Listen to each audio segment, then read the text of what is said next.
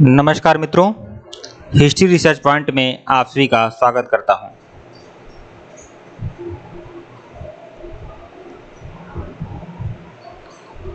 BSEB state paper 2 history की test series चल रही है। इसके पहले का वीडियो अगर आप लोगों ने नहीं देखा है तो प्लेलिस्ट में जाइएगा। BSEB state paper 2 history test के नाम से प्लेलिस्ट बनी हुई है, जाइएगा देखिएगा। ऊपर हमारा ऑफिशियल व्हाट्सएप नंबर दिया हुआ है, देख सकते हैं। यहाँ पर भी बता दे रहा हूँ, यह हमारा ऑफिशियल व्हाट्सएप नंबर है। डिस्क्रिप्शन में भी है 8318397276। ना समझ में आया तो डिस्क्रिप्शन में भी दे सकते हैं, ऊपर भी शो हो रहा है। यही हमारा ऑफिशियल व्हाट्सएप नंबर है। ओनली 200, केवल 200 रुपया में आपको बिहार स्टेट पेपर 2 हिस्ट्री का कंप्लीट मटेरियल मिलेगा। इसमें 5500 वन लाइनर सीरीज मिलेगी, साथ ही साथ 1375 एमसीक्यू मिलेगा, और साथ ही साथ सब सिलेबस में जो पार्ट है, जो भी यूनिट है, हर यूनिट का एक सेपरेट पीडीएफ मिलेगा। और जो भी पीडीएफ आपको मिल रहा है 100% रामबाण मिल रहा है। यह बात ध्यान में रखिएगा आप लोग, 100% रामबाण है। मतलब अगर आप पूरे पीडीएफ को अच्छे तरीके से कंप्लीट करते हैं, अच्छे से देख लेते हैं, तो यकीन मानिए कि आपका बिहार स्टेट पेपर 2 आपका रुकेगा नहीं। मतलब ज्यादा से ज्यादा स्कोर करेंगे। जो 100 क्वेश्चन आपका आएगा उसमें ज्यादा से ज्यादा स्कोर आप करेंगे। ठीक है, आइए शुरुआत करते हैं। यह टेस्ट सीरीज संख्या 11 है मित्रों। इसके पहले का वीडियो नहीं देखे हैं तो प्लेलिस्ट में जाइएगा। Bihar state paper 2 history test के नाम से प्लेलिस्ट बनी हुई है, आइए देखते हैं। गुलाम वंश का संस्थापक कौन था? तो कुतुबुद्दीन ऐबक था। विकल्प डी जो है आपका सही है। 1206 से 1290 तक दिल्ली सल्तनत के सुल्तान गुलाम वंश के सुल्तानों के नाम से विख्यात हुए, जिसका संस्थापक कुतुबुद्दीन ऐबक था। यद्यपि वे एक वंश के नहीं थे, ये सभी तुर्क थे तथा उनके वंश पृथक पृथक थे, साथ ही स्वतंत्र माता पिता के संतान थे। अतः इन सुल्तानों को गुलाम वंश के सुल्तान कहने के स्थान पर प्रारंभिक तुर्क सुल्तान या दिल्ली के ममलूक सुल्तान कहना अधिक उपयुक्त है। प्रश्न 2 देखिएगा, गुलाम वंश का प्रथम शासक कौन था? तो कुतुबुद्दीन ऐबक। बीपीएससी में देखिए कितनी बार रिपीट हुआ है क्वेश्चन। प्रश्न 3 देखिएगा, दिल्ली सल्तनत का कौन सा सुल्तान लाख बख्श के नाम से जाना जाता है? तो कुतुबुद्दीन ऐबक। आमतौर पर आपके सिलेबस में इल्तुतमिश और बलबन ही पढ़ना है, लेकिन थोड़ा सा इल्तुतमिश से पहले जो कुछ थोड़ा बहुत शासक हैं तो उसका एक 2-4 क्वेश्चन हम करवा दे रहे हैं बस इसीलिए। ठीक है, तो इसे आप अच्छे से इसे भी देख लीजिए आप लोग।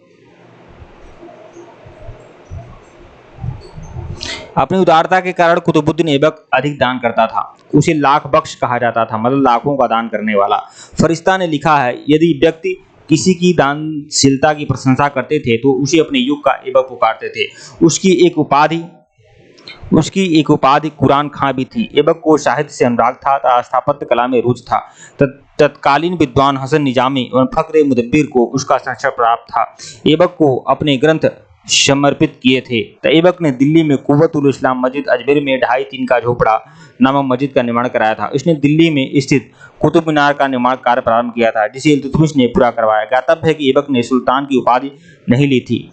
ठीक है, प्रश्न 4 देखिएगा, 2.5 दिन का झोपड़ा क्या है? तो यह एक मस्जिद है, 2.5 दिन का झोपड़ा।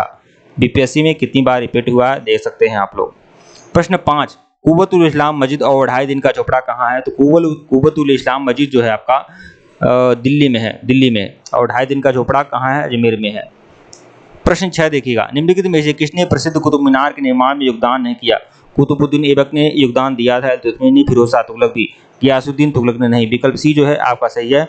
कुतुब मीनार का निर्माण कुतुबुद्दीन ऐबक ने आरंभ किया था। इसका निर्माण कार्य इल्तुतमिश के शासनकाल में पूरा हुआ। फिरोज शाह तुगलक के शासनकाल में इसकी चौथी मंजिल का काफी हानि पहुंची थी, जिस पर फिरोज ने चौथी मंजिल के स्थान पर 2 और मंजिलें बनवाई थीं। गियासुद्दीन तुगलक इसके निर्माण में कोई योगदान नहीं दिया। प्रश्न 7 देखिएगा, कुतुबुद्दीन ऐबक की राजधानी कहाँ थी? तो लाहौर इसकी राजधानी थी। मोहम्मद गौरी की मृत्यु 1206 के बाद लाहौर के विशिष्ट जनों और अमीरों ने कुतुबुद्दीन ऐबक को सार्वभौम शक्तियां ग्रहण करने के लिए आमंत्रित किया। अतः उसने लाहौर जाकर सत्ता ग्रहण की। 1206 ईस्वी में औपचारिक रूप से सिंहासनारूढ़ हुआ। ऐबक की राजधानी लाहौर थी। गद्दी पर बैठने के बाद ऐबक के सामने सबसे बड़ी कठिनाई गोरी के दास व उसके राज्य के उत्तराधिकारी ताजुद्दीन एलदौज और नसरुद्दीन कुवाजा की तरफ से था। ऐबक ने अपनी बहन की शादी कुवाजा से करके अपने पक्ष में कर लिया था, किंतु यलदौज की तरफ से उसे खतरा मंडरा रहा था। यही कारण है कि ऐबक सदा लाहौर में ही रहा, दिल्ली जाने का अवसर उसे नहीं मिला। प्रश्न 8 देखिएगा, सुल्तान कुतुबुद्दीन ऐबक की मृत्यु कैसे हुई थी? तो कुतुबुद्दीन ऐबक की मृत्यु कैसे हुई थी? चौगान की क्रीड़ा के दौरान अश्व से गिरने के कारण उसकी मृत्यु हो गई थी। कुतुबुद्दीन ऐबक की मृत्यु चौगान के खेल में घोड़े से गिरने के कारण 1210 ईस्वी में हो गई थी। उसे कहाँ दफनाया गया था? लाहौर में दफनाया गया था। प्रश्न 9 देखिएगा, निम्नलिखित में से किसने दिल्ली सल्तनत की राजधानी के रूप में स्थापित किया? तो इल्तुतमिश। इल्तुतमिश ही वह शासक था जिसने सबसे पहले दिल्ली को राजधानी बनाया था। ठीक है, दिल्ली सल्तनत की मतलब सल्तनत की राजधानी बनाने वाला सुल्तान जो था वो इल्तुतमिश था, ये बात है। इल्तुतमिश ने दिल्ली को सल्तनत की राजधानी के रूप में स्थापित किया। इसने पूर्व ऐबक ने लाहौर से शासन किया। इल्तुतमिश ने ही भारत में सल्तनत काल में सर्वाधिक शुद्ध अरबी सिक्के चलवाए थे। सर्वाधिक शुद्ध अरबी सिक्के इल्तुतमिश ने ही चलवाए थे। सल्तनत युग के दो महत्वपूर्ण सिक्के, चांदी का टंका और तांबे का जीतल, इल्तुतमिश ने चलाया था। चांदी का जो टंका था 175 ग्रेन का था। ठीक है। प्रश्न 10 देखिएगा, दिल्ली का वह प्रथम सुल्तान कौन था जिसने नियमित सिक्के जारी किए, दिल्ली को अपने साम्राज्य की राजधानी घोषित किया था? इल्तुतमिश ने। निम्नलिखित में से कौन सी इल्तुतमिश के राज्यकाल में सल्तनत की राजधानी थी? तो कौन सी इल्तुतमिश के शासनकाल में सल्तनत की राजधानी थी? दिल्ली। प्रश्न 12, सल्तनत के निम्नलिखित सुल्तानों में से किसने सर्वप्रथम अपनी राजधानी दिल्ली स्थानांतरित की थी? इल्तुतमिश ने। प्रश्न 13, दिल्ली का प्रथम मुस्लिम शासक कौन था? तो इल्तुतमिश था। वसुधा दिल्ली का पहला सुल्तान इल्तुतमिश था जिसने सुल्तान के पद की स्वीकृति गोर के किसी शासक से नहीं अपितु खलीफा से प्राप्त की थी। खलीफा ने इल्तुतमिश के शासन की पुष्टि इस सारे क्षेत्र से कर दी थी। उसने विजित किया। उसने सुल्तान आजम की उपाधि धारण की थी। इल्तुतमिश ने सुल्तान आजम की उपाधि धारण की थी। इस प्रकार वह कानूनी तरीके से दिल्ली का प्रथम स्वतंत्र सुल्तान था। व्यवहारिक दृष्टि से उसने दिल्ली की गद्दी के दावेदार ताजुद्दीन एल-दौज और नसरुद्दीन कुवाचा को समाप्त किया। भारत में तुर्की राज को संगठित किया, मंगोल आक्रमण से बचाया और राजपूतों की शक्ति को तोड़ने का प्रयत्न किया। सुल्तान के पद को वंशानुगत बनाया और दिल्ली को तुर्की राज्य की राजधानी के अनुरूप वैभवपूर्ण बनाया और अपने नाम के सिक्के चलवाए थे। प्रश्न 14 देखिएगा, गुलामों का गुलाम किसे कहते हैं? तो गुलामों का गुलाम कहते हैं इल्तुतमिश को। विकल्प डी जो है आपका सही है। गुलामों का गुलाम इल्तुतमिश को कहा जाता है। मोहम्मद गौरी के गुलाम कुतुबुद्दीन ऐबक ने इल्तुतमिश को खरीदा था। ऐबक ने आरंभ से ही सरे जहांदार का महत्वपूर्ण पद लिया था। ठीक है, ऐबक ने अपनी पुत्री का विवाह इल्तुतमिश से किया था। प्रश्न 15, निम्नलिखित में से कौन मध्यकालीन भारत की पहली मुस्लिम शासिका थी? तो रजिया सुल्तान। मध्यकालीन भारत की प्रथम मुस्लिम शासिका रजिया सुल्तान थी और व्यक्तिगत दृष्टि से उसने भारत में पहली बार स्त्री के संबंध में इस्लाम की परंपराओं का उल्लंघन किया। राजनीतिक दृष्टि से उसने राज्य की शक्ति को सरदारों और सूबेदारों में विभाजित करने के स्थान पर सुल्तान के हाथों में केंद्रित करने पर बल दिया तथा इस प्रकार उसने इल्तुतमिश के संपूर्ण प्रभुत्व संपन्न राजतंत्र के सिद्धांत का समर्थन किया जो इस समय की परिस्थितियों में तुर्की राज्य के हित में था। प्रश्न 16 देखिएगा, मंगोल आक्रमणकारी चंगेज खां भारत की उत्तर पश्चिमी सीमा पर निम्नलिखित में से किसके काल में आया था? तो इल्तुतमिश के शासन काल में आया था। तो मंगोल आक्रमणकारी किसके समय में आया था? इल्तुतमिश के शासन काल में आया था।